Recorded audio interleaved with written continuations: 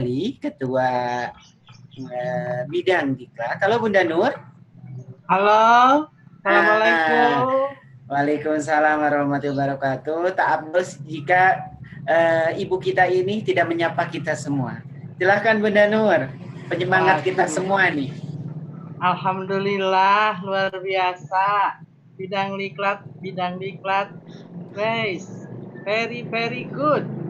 Kerjasama yang betul-betul menghasilkan satu hal, melaunchingkan buku BDR karya Yanda Rudi dengan Bunda Iis yang diwadahi oleh Bidang Diklat dan juga Bidang Litbang dan Diklat bekerja sama, insya Allah di tiap 2 minggu akan memberikan update tentang BDR dan yang lainnya.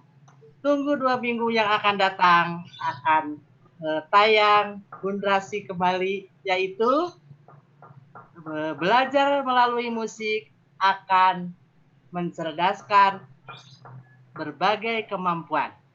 Ya, dan akan tayang lagi Yanda Rudi, yaitu BDR yang kedua. Assalamualaikum kepada teman-teman yang hari ini yang telah diundang, yang ingin ikut sendiri tanpa diundang, luar biasa. Terima kasih. Wassalamualaikum warahmatullahi wabarakatuh. Waalaikumsalam warahmatullahi wabarakatuh.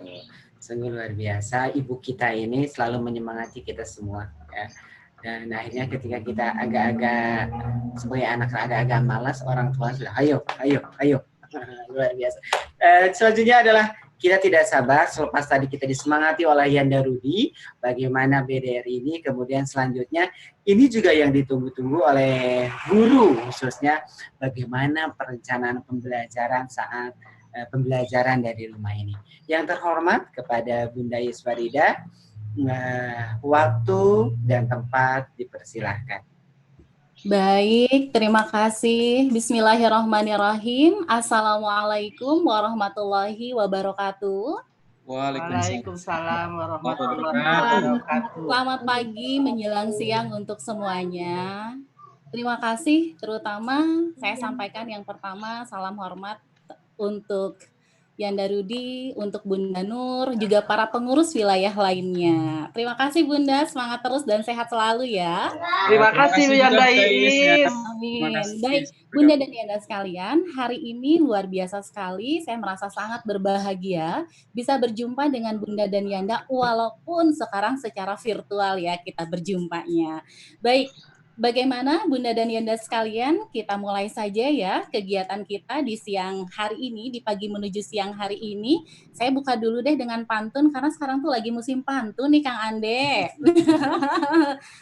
Karena di sini tadinya saya buat pantun itu pakai bahasa Sunda, tapi tadi ketika melihat, waduh ada yang dari Maluku Tengah, ada yang dari Tanjung Pinang, luar biasa. Jadi sekarang pantunnya agak sedikit saya revisi nih. Sudah siap nih Kang Ade, sudah siap? Biasanya pantun siap. Ujungnya pakai kata cakep gitu ya. Akang Haji namanya Mizwar, orangnya aktif, suka sedikit rada GR.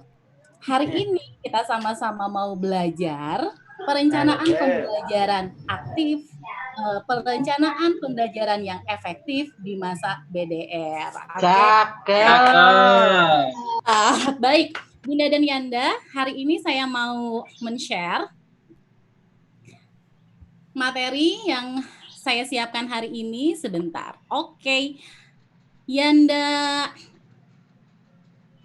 Bisa? Ya, saya buka dulu. Kang Arid bisa minta tolong Kang Arid. Saya tidak bisa menemukan files, atau Kang Ande bisa membantu saya menemukan filenya. Siap, sudah di Kang Arid sudah disiapkan. Baik, terima kasih. Baiklah teman-teman sekalian, Bunda dan Yanda sekalian, seperti yang tadi sudah disampaikan bahwa hari ini kita sama-sama akan belajar mengenai perencanaan pembelajaran yang efektif di saat BDR. Sebetulnya pada kesempatan kali ini saya akan lebih banyak sharing atau berbagi mengenai praktik terbaik yang sudah pernah saya lakukan dan kami guru-guru lakukan, terutama di lembaga kami yaitu di PAUD Bunda Ganesha. Oh ya lupa, sebelum kita mulai, tak kenal maka tak sayang, tak kenal maka ta'aruf. Tadi beberapa kali nama saya sudah disampaikan, tetapi lebih afdol lagi jika saya memperkenalkan diri terlebih dahulu.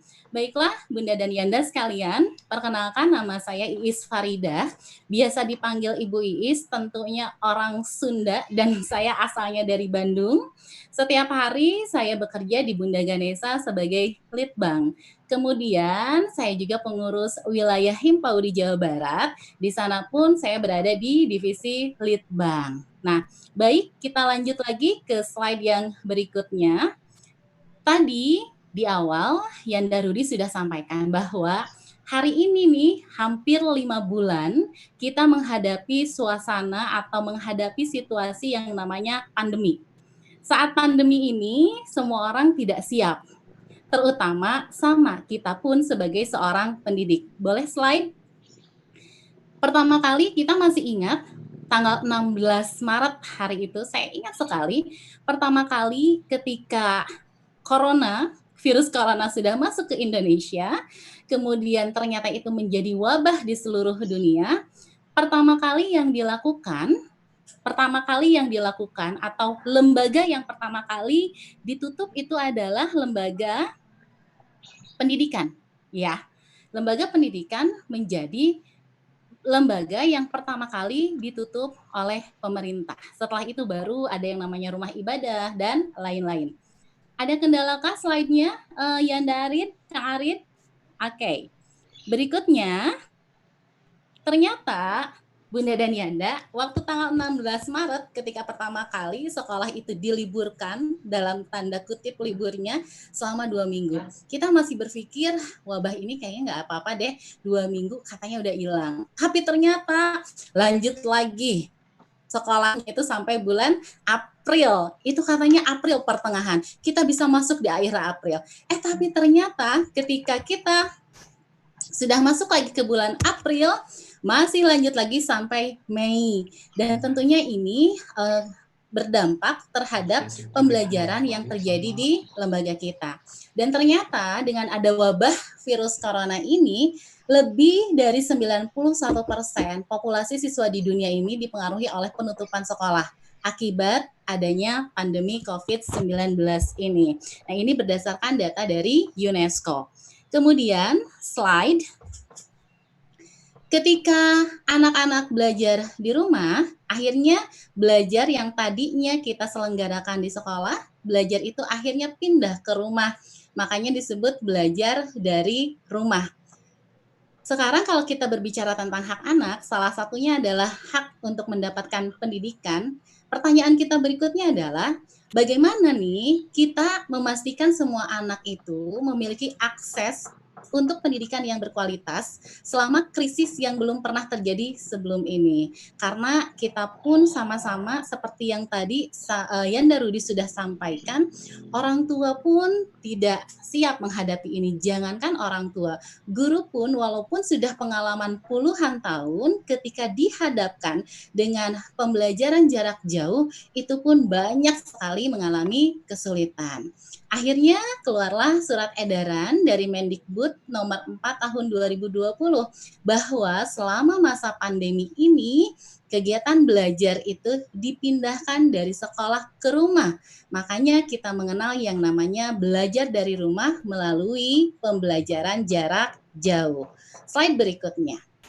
Pertanyaan berikutnya adalah, kenapa sih sekarang kan belajarnya di rumah? Tetapi proses pembelajaran itu masih harus terus dilakukan. Kenapa stimulasi bermain itu harus tetap diberikan kepada anak selama masa pandemi?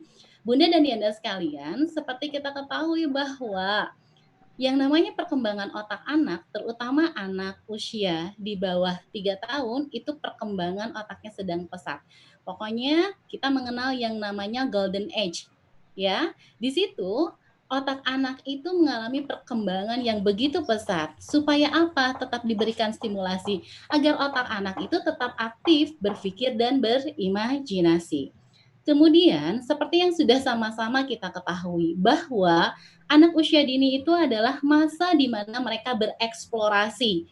Pernah lihat nggak Bapak dan Ibu, Bunda dan Yanda, perhatikan kalau anak-anak itu mereka membutuhkan banyak sekali gerak. Kalau orang Sunda bilang sampai, aduh iya budak teh, terek cicing, nggak mau diem, seakan-akan tidak ada capeknya. Begitulah Bunda dan Yanda, kalau misalkan dengan mereka tetap di rumah saja, yang pada akhirnya itu tidak kita berikan stimulasi yang terprogram, ujung-ujungnya akan ada pelarian. Biasanya pelariannya ke apa? Ke bermain digital. Nah, sementara kita tahu bahwa di anak usia dini perkembangan fisik motorik itu akan mempengaruhi aspek-aspek perkembangan yang lain. Nah, dengan adanya stimulasi yang terprogram, maka akan memberikan kesempatan kepada anak supaya anak itu mendapatkan kesempatan untuk banyak bergerak. Kemudian, yang terakhir, kenapa stimulasi bermain tetap harus diberikan agar anak bisa mendapatkan kesempatan menyalurkan dan meregulasi emosinya. Hal ini tentu berkaitan dengan poin yang tadi ya, yang poin pertama, bahwa anak itu punya banyak ide. Anak itu punya banyak sekali imajinasi di kepalanya.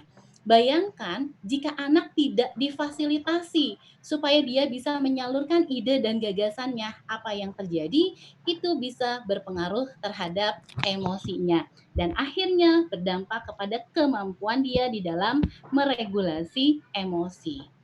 Kemudian kita lanjut lagi ke slide berikutnya. Jadi sebetulnya nih, apa sih yang dibutuhkan oleh anak? Kalau kita berbicara tentang kebutuhan pokok nih, selama ini kita mengenal yang namanya kebutuhan pokok itu ada sandang, pangan, papan. Nah, bagi anak usia dini, kebutuhan pokoknya itu nambah. Apa yaitu? Yaitu stimulasi yang berkualitas melalui kegiatan bermain. Berbicara stimulasi yang berkualitas, timbul pertanyaan berikutnya.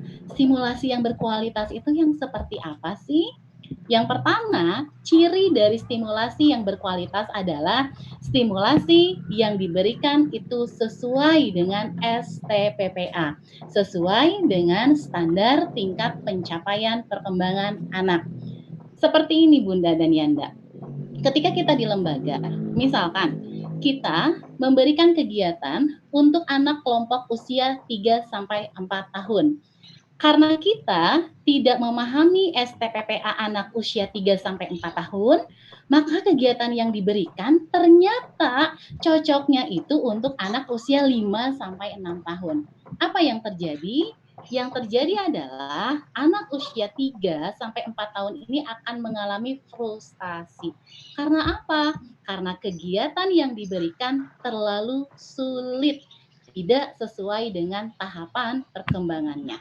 Atau sebaliknya nih, jika kita sebagai seorang pendidik tidak mengetahui standar tingkat pencapaian perkembangan anak usia 5 sampai 6 tahun, padahal kita ngajar di kelompok anak usia 5 sampai 6 tahun. Karena kita tidak paham STPPA anak usia 5 sampai 6 tahun, kemudian kita berikan kegiatan yang ternyata itu bisa dilakukan untuk anak usia 3 sampai 4 tahun. Maka apa yang terjadi dengan anak usia 5-6 tahun ini? Mereka akan merasa bosan. Ah, ini mah gampang. Ah, ini mah cetel. Biasanya begitu ya. Nah, yang terjadi adalah anak akan merasa bosan karena itu terlalu mudah. Tapi apa yang terjadi jika anak kita berikan kegiatan sesuai dengan STPPA, sesuai dengan tahapan perkembangannya? Maka yang terjadi adalah anak akan belajar.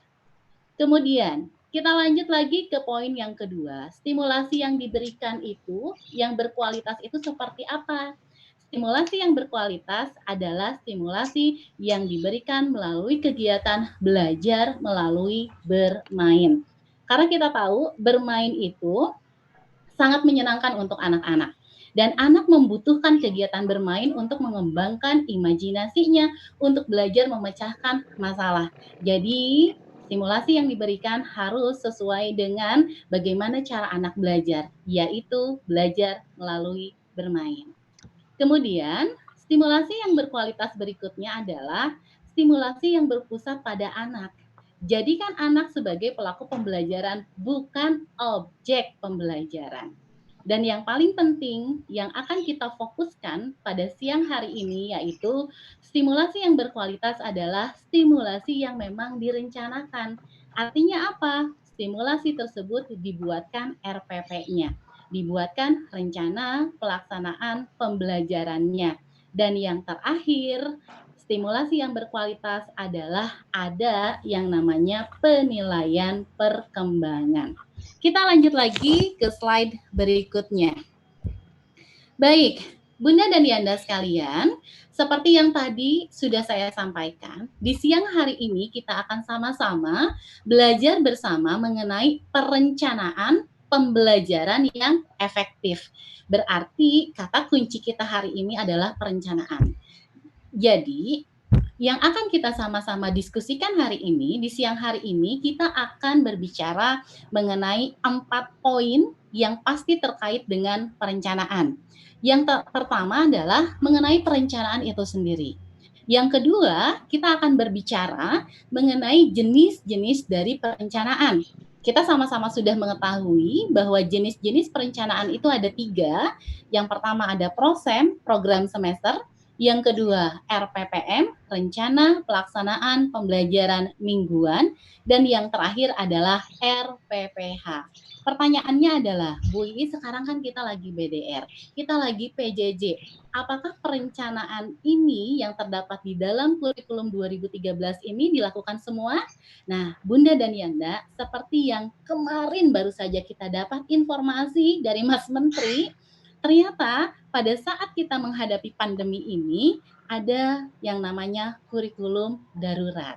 Nanti Bunda dan Yanda bisa cari informasi lagi lebih jelas ya mengenai kurikulum darurat itu seperti apa.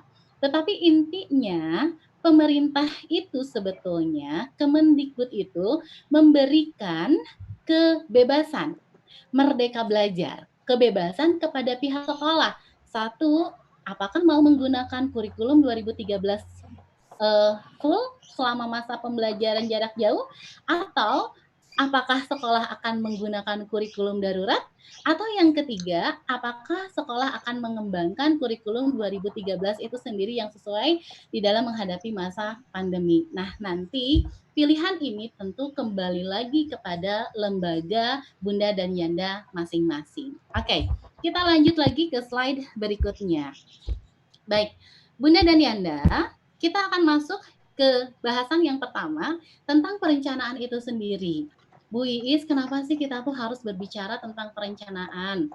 Perencanaan itu kalau di dalam pengelolaan itu adalah tahapan yang pertama. Kalau perencanaannya bagus, maka akan berdampak kepada tahap-tahap yang berikutnya. Nah, di sini Bunda dan Yanda, kita bisa melihat pentingnya dari sebuah perencanaan. Ini ada om kita, Om Benjamin Franklin, bilang katanya bahwa if you fail to plan, you are planning to fail. Artinya, jika kita gagal nih dalam merencanakan, maka sebetulnya kita sedang merencanakan kegagalan. Bayangkan yang akan kita rencanakan itu adalah sebuah pembelajaran.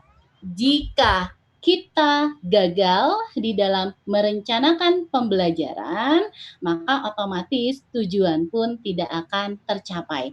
Bahkan ada juga yang berpendapat bahwa jika kita sudah melakukan perencanaan pembelajaran, maka sejatinya, ini bahasanya yang Darudi itu sejatinya, setengah kesuksesan itu sudah ada di tangan kita. Kita lanjut lagi ke slide berikutnya. Kalau begitu, apa sih yang disebut dengan perencanaan? Perencanaan itu sendiri merupakan sebuah kegiatan untuk menetapkan aktivitas yang berhubungan dengan pertanyaan 5W. What? Apa sih yang mau dilakukan? Kompetensi apa sih yang akan dibangun di dalam diri anak? Pertanyaan berikutnya adalah why, who, where, dan when. Ini kita baru berbicara mengenai perencanaan saja. Lanjut lagi ke slide berikutnya. Kalau begitu, kenapa perencanaan itu menjadi penting? Karena terutama perencanaan pembelajaran, kenapa itu menjadi penting?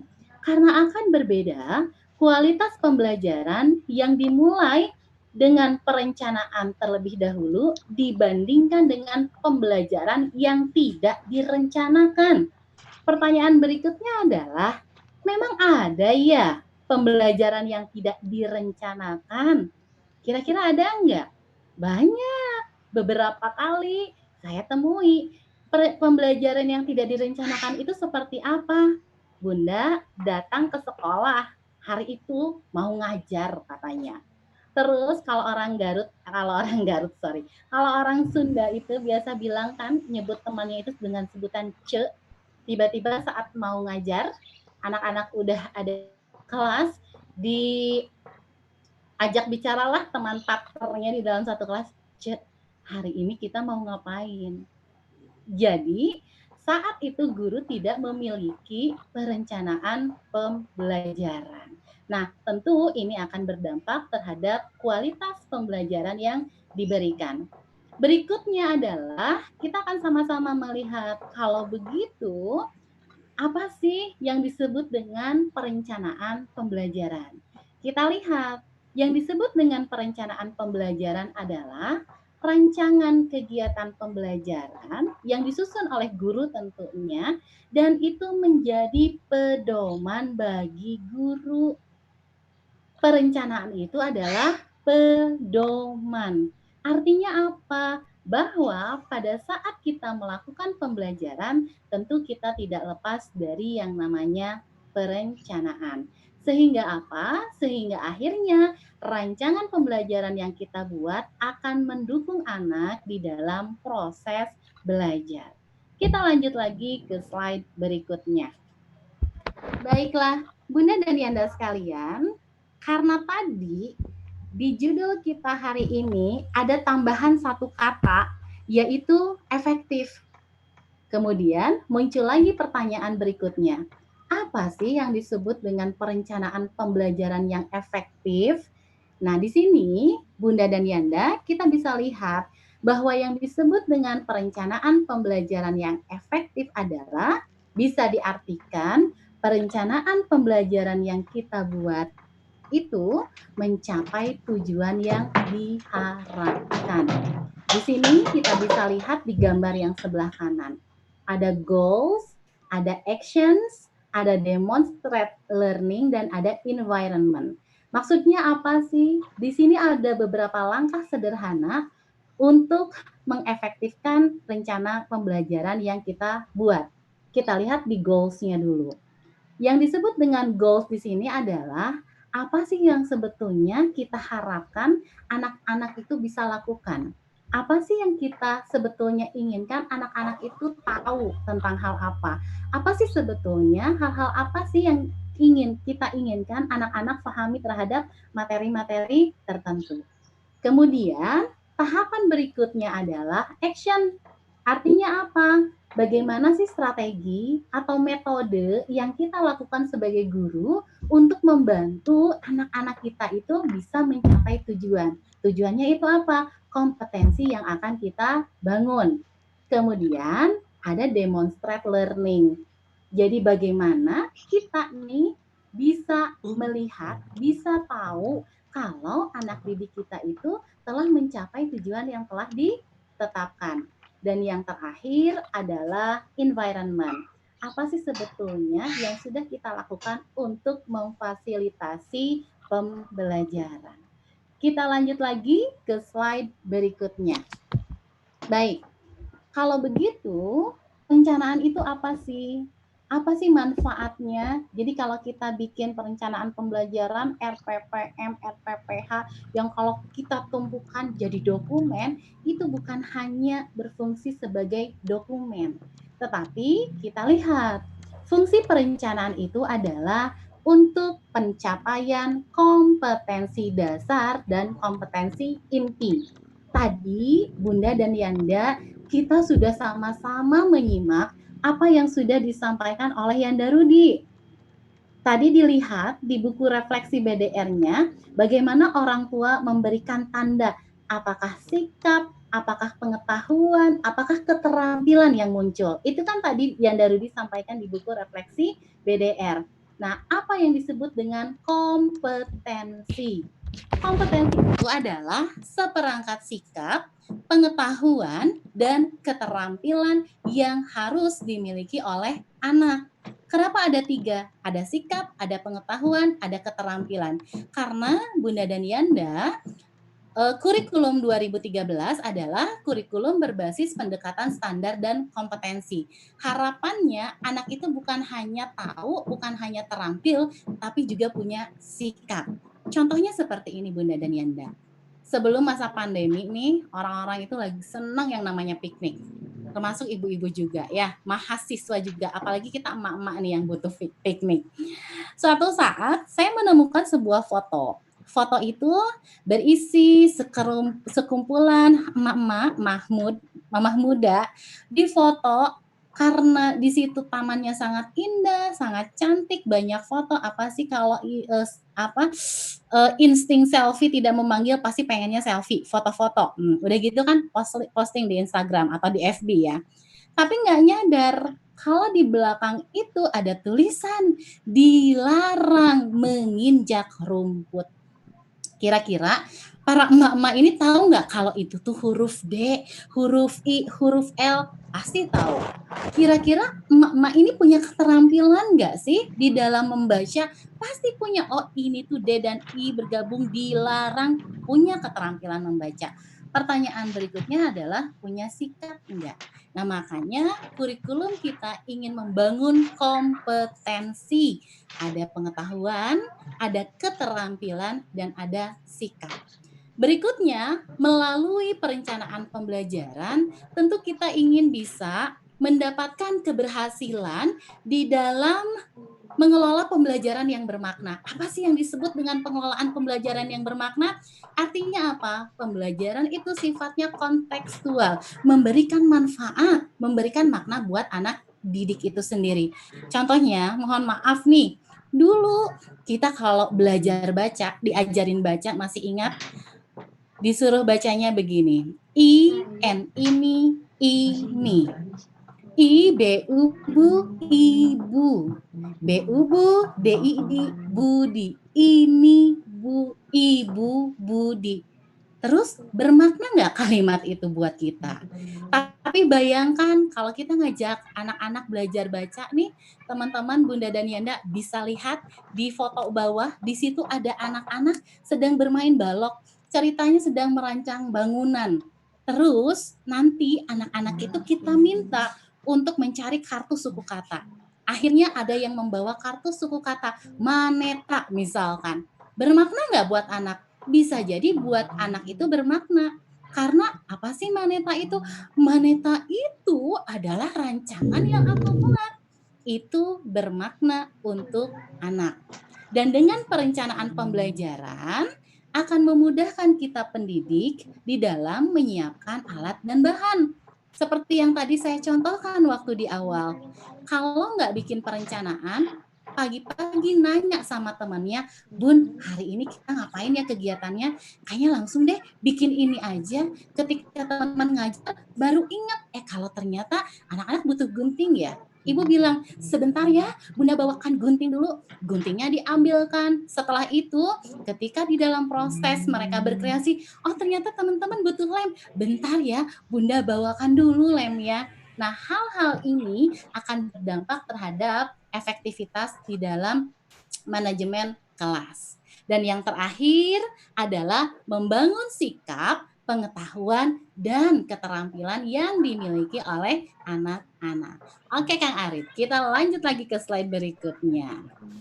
Oke, ikan pari, ikan cumi, sampai sini masih bisa difahami ya? Mudah-mudahan. Baik, Bunda dan Yanda sekalian, di dalam kita menyusun perencanaan, ada rambu-rambu yang harus kita perhatikan. Yang namanya rambu-rambu berarti hal-hal yang menjadi pengingat kita, harus kita perhatikan. Yang pertama kembali lagi, fahami yuk STPPA sebagai hasil akhir program PAUD. Jadi intinya adalah kita sebagai guru, kemampuan pertama yang harus kita pahami adalah kita paham STPPA. Kalau kita guru usia 45 tahun minimal ya, minimal pahami STPPA anak usia 4-5 tahun itu seperti apa sih? Lebih bagus lagi, selain kita paham STPPA anak usia 4-5 tahun, kita pun paham STPPA satu level di atasnya, berarti yang 5-6 tahun. Terus kita pun paham yang di bawahnya, usia 3-4 tahun. Karena dengan kita tahu STPPA, maka kita akan bisa memberikan stimulasi yang terbaik untuk anak-anak. Dan yang kedua, pahami KD sebagai hasil capaian pembelajaran. Apa itu KD? KD itu tentu adalah kompetensi dasar. Nanti kita pahami lagi ya yang lebih konkretnya seperti apa. Dan yang terakhir, rambu-rambu perencanaan yang ketiga adalah menetapkan materi pembelajaran sebagai muatan untuk memperkaya pengalaman anak. Kita lanjut lagi ke slide berikutnya. Oke, kita lanjut yuk. Ikan hiu, ikan cucut, yuk lanjut Kang Arid. Oke, baik Bunda dan Yanda sekalian, kita lihat ya. Di sini mungkin teman-teman bertanya nih, bagaimana sih sebetulnya kegiatan yang mempertimbangkan STPPA ketika kita mau menyusun perencanaan? Bunda dan Yanda, di sini ada 3 gambar. Ceritanya hari itu anak-anak sedang belajar pencampuran warna. Kalau saya bertemu dengan teman-teman secara langsung, dengan Bunda dan Yanda secara langsung, misalkan bertemu di dalam pelatihan, ketika saya tanyakan, kalau Bunda dan Yanda nih mau mengenalkan pencampuran warna kepada anak-anak, biasanya kegiatan apa sih yang dilakukan? Nah, pasti kebanyakan jawabannya adalah campur-campur air. Campur-campur air berwarna. Kalau tidak seperti itu, campur-campur cat berwarna. Nah, Bunda dan Yanda, kalau hanya sekedar mencampurkan air warna ini, dicampur dengan air ini, nanti membentuk warna baru, itu kira-kira untuk anak usia berapa sih? Nah, itu perlu pahami kita. Itu bisa dilakukan cocoknya untuk anak usia 3-4 tahun. Nah, sementara ini contoh juga yang Bunda dan Yanda lihat. Di sini ada contoh kegiatan bermain mencampurkan warna, tapi untuk anak usia 5-6 tahun. Kalau begitu, anak usia 5-6 tahun itu membutuhkan yang namanya tantangan lebih besar. Apa yang kita lakukan? Kita kasih ide kegiatan bermain, tapi setelah itu biarkan anak untuk bereksplorasi sendiri. Ceritanya, setiap anak ini dia mendapatkan 3 buah gelas. Gelas kanan dan gelas kiri itu diisi oleh air. Airnya biarkan anak-anak yang mengambil sendiri, karena ini anak usia 5-6 tahun. Di situ anak bisa belajar mengenal perbandingan volume. Setelah itu kita beritahu, yang tengahnya pastikan tidak diisi air dulu ya, kosong. Di situ konsep matematika muncul. Setelah itu apa yang dilakukan oleh anak-anak? Anak-anak kita minta untuk membuat jembatan. Jembatannya apa? Di situ ada tisu. Tisunya bisa dilipat, dicelupkan ke gelas yang berwarna. Setelah itu dia akan jadi jembatannya itu di gelas yang isi warna berwarna, kemudian dimasukkan ke gelas yang kosong. Apa yang terjadi? Betul, ada yang namanya kapilaritas kan? Ini pembelajaran bermuatan STEAM juga. Apa yang terjadi? Tisunya akan jadi basah. Kalau anak-anak bilang, ih Ibu Iis kok jadi netes-netes? Airnya pindah ke gelas yang kosong. Warna yang dipilih oleh anak-anak terserah, biarkan anak-anak yang memilih sendiri. Jadi kita sediakan botol pewarnanya. Di situ anak belajar apa? Anak belajar menggunakan sumber daya. Artinya apa? Mereka belajar mengontrol diri, gunakan sumber daya secukupnya. Berarti dia akan menggunakan pewarna berapa tetes sesuai dengan kebutuhan. Di situ Bu, bukan cuma ngelatih pembelajaran bermuatan STEAM, nanti kita akan bicara lagi lah tentang pembelajaran yang namanya sosial finansial ya. Nah, lama-lama netes tuh ada yang merah, kemudian ada yang kuning, bertemu di gelas tengah, akhirnya terbentuk, anak-anak langsung teriak, Bu Iis, ini kok yang aku jadi orange. Jadi teman-teman, anak yang menemukan sendiri, inilah pembelajaran yang bermakna. Bukan maaf ya, kita jadi guru. Bu Iis punya air warna merah. Rah, Bu Iis punya air warna kuning. Bu Iis mau sulap loh. Kita campurkan yuk warna merah dan kuning. Yeay, jadi orange. Kalau itu yang asyik guru sendiri. Anak tidak merasakan bagaimana serunya menemukan atau menggali pengetahuannya sendiri. Setelah itu, berikan penguatan yang kepada anak tentang materi atau konsep yang diperoleh. Oh, ternyata kalau aku campur warna kuning dan warna biru, warnanya ini loh, ada warna baru loh yang muncul jadi warna hijau. Buatlah lagu bersama dengan anak-anak. Boleh pakai bahasa Inggris, boleh pakai bahasa Indonesia, lagu-lagu yang biasa kita dengar. When you mix blue and yellow, it makes green. When you mix blue and yellow, it makes green. When you mix these two, you'll see a new color magically. When you mix blue and yellow, it makes green. Aduh Bu Iis, setiasa nyanyi bahasa Inggris na araringgis. Pakai bahasa Indonesia, tentu bisa sekali. Kau campur biru dan kuning jadi hijau. Kau campur biru dan kuning jadi hijau. Artinya apa? Di sini kita menguatkan konsep pengetahuan yang sudah diperoleh anak. Kira-kira anak 3-4 tahun bisa kayak gini nggak? Ngelipet tisu, masukin pewarna, belajar mengendalikan diri di saat menggunakan pewarna makanan. Bisa jadi belum bisa ya. Jadi airnya 1 gelas tapi pewarnanya bisa jadi 1 botol. Itu kalau yang terjadi di dalam usia kelompok bermain. Nah, makanya Bunda dan Yanda penting sekali kita tahu yang namanya STPPA. Oke, kita lanjut lagi ya. Slide berikutnya. Oke. Bunda dan Yanda. Nah, ini nih Bu Iis yang tadi kan kegiatannya banyak di sekolah, itu bisa dilakukan di rumah nggak saat BDR? Bisa sekali. Oke, Bunda dan Yanda, kita lanjut lagi ya. Di sini ada beberapa paradigma di dalam menyusun perencanaan pembelajaran. Paradigma yang salah adalah konsep kalau guru ngajar, murid akan belajar. Padahal yang terjadi dengan mengajar belum tentu murid belajar. Ini mah mohon maaf, gurunya kegeeran. Kan ibu guru udah ajarin, kok nggak ngerti-ngerti sih? Itu salah, karena ibu berpikir, Bunda dan Yanda berpikir, kalau saya sudah ngajar, pasti anak-anak belajar. Padahal yang terjadi benar nggak Bu? Nah, waktu kita SMA banyak sekali pengalaman kan, waktu Bapak gurunya nerangin, misalkan kurang menarik, yang terjadi teman-teman belajar nggak? Padahal Bapaknya lagi ngajar loh. Oh, yang terjadi adalah belajar Bun, tapi belajar menulis surat kepada teman. Belajar menutup mata pada beberapa menit pada saat ibu bapak mengajar ya. Jadi intinya dengan mengajar belum tentu murid belajar. Karena apa? Karena mengajar dan belajar adalah 2 proses yang berbeda.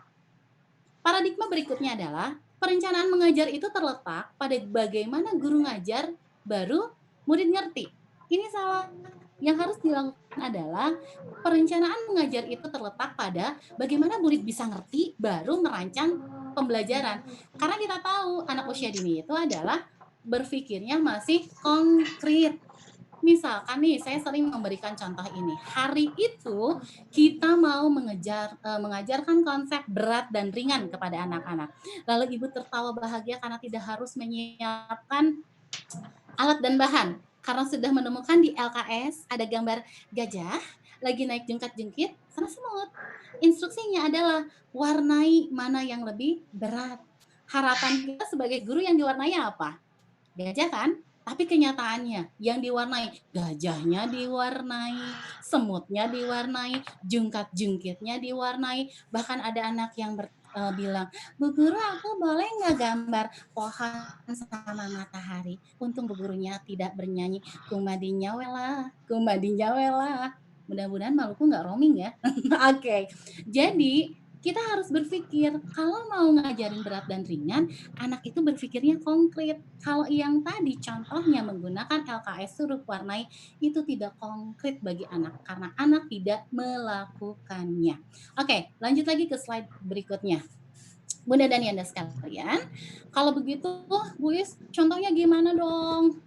Yang konkret, kalau kita mau nyusun perencanaan pembelajaran, kalau nanti saya juga bisa share kegiatan ini sama orang tua pada saat memberikan stimulasi di rumah yang seperti apa dong? sekali ya, Bunda dan Yanda sekalian. Nih, ada gambar di sebelah kanan. Itu ceritanya, temanya itu waktu itu adalah ayo kita ke peternakan. Saat itu subtemanya adalah ayam. Hari itu tujuan pembelajaran adalah mengenalkan konsep berat dan ringan kepada anak-anak. Saat itu saya nggak bawa yang namanya ayam betulan terus ditimbang mana yang berat dan ringan. Karena mohon maaf apalagi ayam hidup belum bisa yang namanya toilet training ya. Jadi saya gunakan benda yang konkret yang merupakan produk dari ayam. Lihat di bawah buku itu ada yang berwarna pink, itu sebetulnya Play-Doh. Kemudian di atasnya itu ada telur, terus di seberang telur itu sebetulnya ada balok, dan di atasnya itu ada kaca. Jadi pastikan telur dan balok itu sejajar. Saya nggak bilang sama anak-anak, hari ini kita mau belajar berat ringan ya, lihat begini, begini, begini. Enggak. Tapi kita ajak anak-anak itu terlibat di dalam proses pembelajaran. Oke, seperti apa? Teman-teman, ada yang punya ide nggak hari ini kita mau apa? Terus Bu Is punya buku di sini, ada kaca di sini. Akhirnya anak-anak bilang, Bu Is kita bikin menara buku aja. Oh ya, ide yang bagus. Kita buat menara buku. Tapi buat menara buku itu seperti apa? Bagaimana caranya? Jadi tetap libatkan anak di dalam memberikan ide dan gagasan di dalam proses pembelajaran.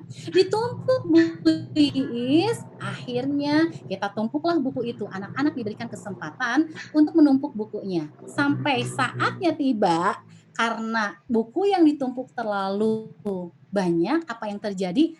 Telurnya pecah. Alhamdulillah saat itu kacanya nggak pecah. Tapi apa kata anak? Apa ya yang menyebabkan telurnya pecah? Soalnya keberatan Bu Iis. Konsep berat ditemukan sendiri oleh anak melalui fasilitasi guru. Bunda dan Yanda, kita lihat deh di foto yang sebelah kiri, bagian bawah. Itu kita ngenalin konsep berat dan ringan juga. Bagaimana caranya? Strateginya adalah ingat konkret. Di situ ada 4 botol bekas mineral, air mineral, yang satu kosong, yang satu diisi pasir, yang satu diisi oleh batu tapi setengah bagian, dan satu lagi atasnya ditutup oleh Play-Doh. Terus kita tanya sama anak-anak, Bunda dan anak teman-teman, kira-kira apa yang akan terjadi ya kalau bot ini ditiup? Mereka meniup botol kosong. Apa yang terjadi? Botol itu dengan mudahnya jatuh.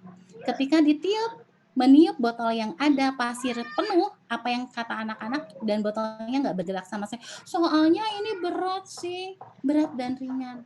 Berat dan ringan satu konsep bisa dikenalkan dengan metode apapun. Kalau Bunda dan Yanda lihat alat dan bahan yang digunakan bisa didapetin di sekolah, bisa bisa didapatkan di rumah. Yang paling penting adalah saya ingin tanya, dengan menggunakan alat dan bahan ini, kira-kira nih PAUD yang mohon maaf SPP sebulannya 50.000 bisa nggak sih bikin kegiatan kayak gini? Jawabannya sangat bisa. PAUD yang datang tiap hari bayar misalkan 2.000, bisa nggak sih bikin kegiatan seperti ini? Jawabannya sangat bisa. Yang mahal itu apa? Yang mahal itu adalah kompetensi gurunya. Dari guru yang kaya, anak akan belajar banyak. Dari guru yang miskin, anak akan belajar sedikit. Dari guru yang benar, anak akan belajar kebenaran. Dari guru yang salah, anak akan belajar kesalahan. Nah, hari ini Bunda dan Yanda, kita ikut di webinar seperti ini merupakan salah satu upaya kita untuk jadi guru yang kaya dan guru yang benar. Terima kasih. Sekarang, Bunda dan Yanda, kita lanjut lagi ke slide berikutnya.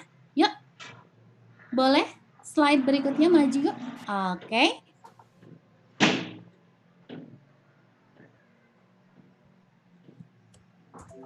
Oke, silakan Kak Arit, bagaimana dengan slide-nya? Tadi saya sudah diberikan kesempatan untuk bisa mengontrol. Oke, baik.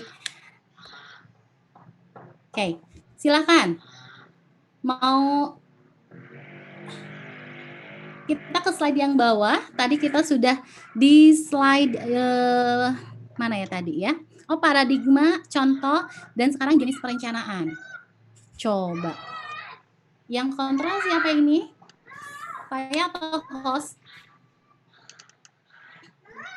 Oke, slide berikutnya. Oke, sambil kita menunggu slide berikutnya tampil, Bunda dan Yanda, seperti kita ketahui bahwa tadi di awal, sebentar ya, saya tuh udah diberikan kesempatan untuk kontrol PowerPoint-nya, tapi saya nggak bisa nih. Boleh minta tolong lagi? Oke, Ya, Yanda Andevi. silakan, Kak Arid. Kak Arid, oke. Saya sambil langsung bicara ya, Kak Arid ya. Ya, silakan. Bunda dan Yanda, kita tahu nih, seperti yang tadi sudah disampaikan di awal, bahwa ada 3 jenis perencanaan berdasarkan Permendikbud nomor 146 tahun 2014. Sebentar, saya coba share screen, tapi tetap nggak muncul file saya di sini. Bukan Arid saja ya, seperti ini. Iya, Kak Arid. Oke, Kak Arid, mangga.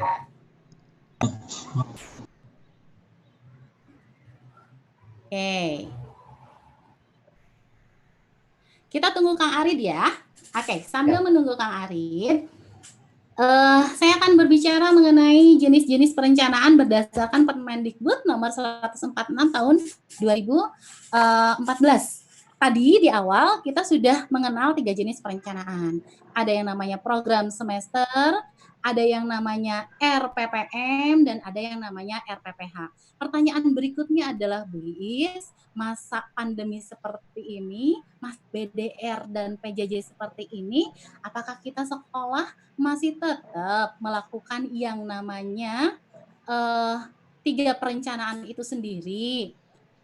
Pertanyaannya kan jawabannya tentu dikembalikan lagi kepada lembaga Bunda dan Yanda ya. Kita lanjut lagi ke slide berikutnya saja, Kang Arid.